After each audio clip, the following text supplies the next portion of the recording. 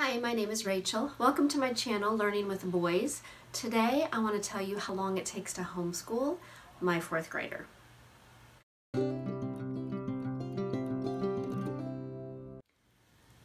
Welcome. If you're new here, I'm a homeschool mom of 13 years. I have 4 boys ages 9 to 19.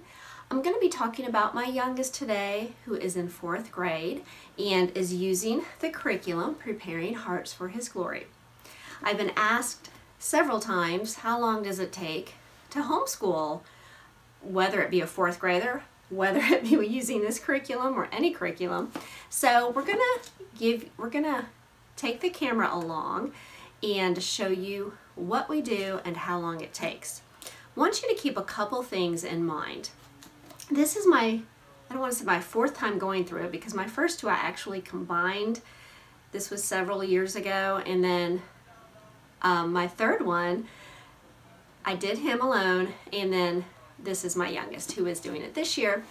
So things are a little bit different. Instead of having younger children, I have some teenagers and one in college, and he's at home studying. So things just look a little bit different. And there's going to be some things we are actually not including this year. The first time we did preparing, we did it all, and we loved it, and I still love it all. It's just a different time for us right now, and also my child is a little unique in the things that he likes to do, and the level that he's at is a little bit different. They're all different. So I'm going to share what those are at the end of the video. Right now I'm going to take you through a day with us and show you everything that we do and give you an idea of how long it takes.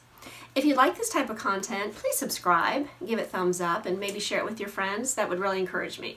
So let's get started on how long it takes to homeschool my 4th grader. Okay, the first thing we start off with is Bible. We did start with the Heart of Dakota. We were going to use their memory verses, but his Sunday school class has started something new this year. We've really enjoyed it. There's a lot of memorization. There's also scripture memory. So that is what he's working on. And then we move over to a book from Not Consumed. We then start on his math from Matthew C. We are using the Delta book, which is mostly division. So we are working on that for a little while before we move on to his grammar. We use the Winston grammar program for 4th grade.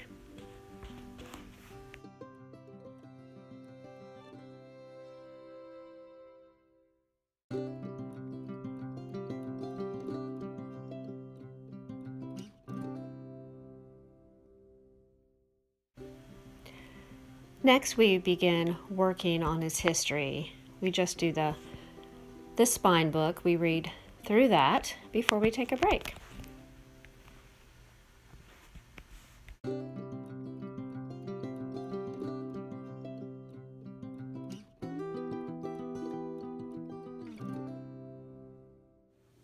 Okay, I just wanted to give you a little update of where we're at. We've been doing school for about 1 hour and 10 minutes. He is taking a break right now. I am fine with that. But we've done Bible. He always works on his verses. And we do this book, Foundations of Faith. It's been sort of slow going. This really should be done by now. But I'll talk more about that later. But we did do a little section of this, and that went well. So that took about 20 minutes because he is studying the verses, so we sort of go over them together. And then he did his math, which is Matthew C. Gamma. We are on 14. We are behind on that, but if you watch any of my earlier videos, we started a little bit late for some review time. And this week's video we did not even watch. It's more going over larger place values, and I felt like I could just teach that. And then I'm giving him the extra page later in the lesson to make sure he's reviewing everything else that he's already worked on. Then he did his grammar, which we use Winston grammar, and that took about 10. Math was about 20. And let's see. Oh, and then we read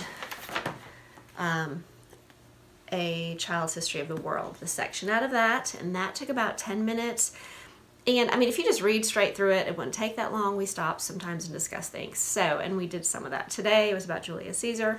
So, wanted to share that with you, and we'll continue videoing, and I'll show you a short clip of what he's doing on his break. He may do this for a while and then some chores, and then we'll have lunch and come back. So I have my 9th grader who is working on things, and I probably will need time to work on some math and some other subjects with him. So I don't have a problem with my 4th grader taking a break. But every family is different. You may have lots of little ones, so you have to do your own scheduling and figure out what works for you all. Funny-looking mutton chop whiskers? Yeah, the world is full of cranks. But he has a theory. It's another theory. What is his theory? Well, tell me. Well, We'll go hear it. I don't care how foolish it sounds, we'll hear it. We'll go. Okay, while my son is doing his Legos and taking his break, this is actually what he's listening to. He likes to listen to audiobooks, or which I have, and audio dramas, which I have done a whole video on the different ones that we listen to. He was listening to, if you were wondering if you were able to hear any of it, he told me he was listening to 6 there, which is Yellow Jacket, the Giant Killer of Men. Dr. Walter Reed discovers the cause of yellow fever. So that is what he was listening to. I wanted to share that with you all. Okay, we are back downstairs. I did not record that after lunch we actually read a book upstairs, his read aloud, or story time is what they call it in the guide. Right now we are doing the independent study. He read a little bit of it, and I will finish it off. And then after that, he actually has some copy work for the independent study that he needs to do. We did watch a little YouTube video because they talked about wheat in the book Little Miriam, and I just wanted him to see the process of that. So we watched a little bit of a YouTube. Here we are starting our science, and that didn't take too long today because it was really just looking over some pages and finding constellations and listing a few of them down. So okay, so how long did it take us? Well, let me just review what we just showed you. After lunch, we read story time, and that took about 10 minutes, and then we came down and read Miriam, which is the independent study, which he had some copy work for that, but he read half of it out loud, and I read half of it, and then that probably took about 10 minutes just to read it. But he also had some copy work, which probably took another 10 minutes. So that's 20, 30, and then science. But we did watch the little video. I like to pull out YouTube every once in a while just for a visual, and I don't think I did that the first time around. I don't even know if I paid much attention to YouTube when my kids were younger, but just the whole process of the wheat. And then the science probably took a good, well, 20 minutes at least. So I would want to round it up to an hour. So overall, it was definitely over an hour. For some reason, I think I calculated it, and I lost the pieces of paper, but I want to say it was 2 hours and 10 minutes. And everything that we did. And when I read, I take my time, we discuss things, if there's a question or if he has a question. So sort of counting every little bit. I tried not to speed through. He was a little goofy today because he knew I was videoing, so he was a little excited. You probably could tell during science. He didn't even sit down and do his work. He stood up the whole time. But I appreciate him doing this for me, and hopefully it's helpful for you all. So we're going to say 2 hours and 10 minutes. But let me tell you a few things that we do differently and a few things we don't include.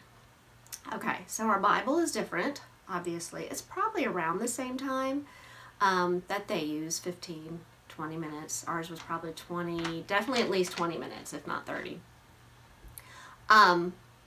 We don't use their math. We use Matthew C, and that usually takes 20 minutes. So I'm not, I don't know the length that it takes for the math that they use, which I think is Singapore. And then their grammar they use rod and staff. We use Winston grammar. It's just what I found when my second child was in fourth. The first time we used preparing, actually, I ended up using Winston grammar for my fourth and sixth grader, and it was a blessing because I had a couple little ones and it was just an easy thing for them to do. So those are things that we do that are in the book. They're just our choices. Now, here's some things that are in the book that we do not do this year. And the first thing is the history project, and we have done a few of them, a couple, I'm not even sure. I usually look at them to get an idea what they're going to be doing that week, so sometimes we might start on it just to get an idea. But as I sort of mentioned earlier, he's a unique child and has ideas running through his head about different things. And some of the things he's enjoyed with the history project, but we may have done 3 of them. I'm going to be honest. I'm trying to remember. But I do look at him every week and think, oh, he probably doesn't. And we talk about it. So we're not doing the history project. We are not doing the spelling and the narration in the back. We have used SWR for my boys, and I've used it for this particular fourth grader, K4 kindergarten all the way through. He's done spelling. He's done fine with that. He enjoys writing on his spare time. He likes to copy scripture. And I started back with SWR at the beginning of the year, but we sort of slacked off, mainly because he was keeping up tremendously. It's just one of those things that I just felt like I knew he had it all in his head. Will we do another spelling program? We probably will. I have an idea of what I want to do next year, which I think will be more independent. The reason I'm not doing spelling is because I feel like he is a good speller. If your child just needs practice or is struggling, definitely work on spelling, and even the copy work, narration, all that would be helpful. So I don't want to discourage that. But another thing we are not using, and it is drawn into the heart of reading. We tried that like once when my boys were younger, and we didn't really stick with it. Now the books are wonderful. I have purchased a lot of the readers that they recommend for the different ages. If you need a place to find books for a certain age, they have some good choices. So we have used those. My fourth grader has read or will read some of them. So it's just the teacher's manual, and there's nothing wrong with it. It's just my scheduling and my choice. Everybody's different. So we are not using that. And I want to say that would probably take up a little bit more extra time. The history project, the spelling, and the drawn into the heart of the reading, I want to say, I mean, that could put you at 3 hours. That's my guess. Like I said, we're not doing those things. So that might be something you want to think about. Now, I want to tell you, when my son first gets up in the morning, he is reading for about 30 minutes, like some quality book that we decide or pick, or he lets me know about. And sometimes he'll read often throughout the day, depending. I mean, the weather right now is so cold. So we are inside a little bit more. He loves to play outside. He loves to be outside. But in the video you will see during his break, he was playing Legos, but he was also listening to a good audio drama. Or sometimes he'll listen to an audio book, and we can get those at the library. I have a whole video on the different audios that we have used. So there are other learning going on. I just wanted to share today with you the time and period it took us to do this particular curriculum. So I hope it was helpful to somebody and gives you some thoughts. I think it's completely doable. I know I've done a video on the different guides and our story, but we're really enjoying this year. Like I said, I just wanted to share it with you all. So I appreciate you all watching, and I hope you all have a wonderful weekend. Thank you so much.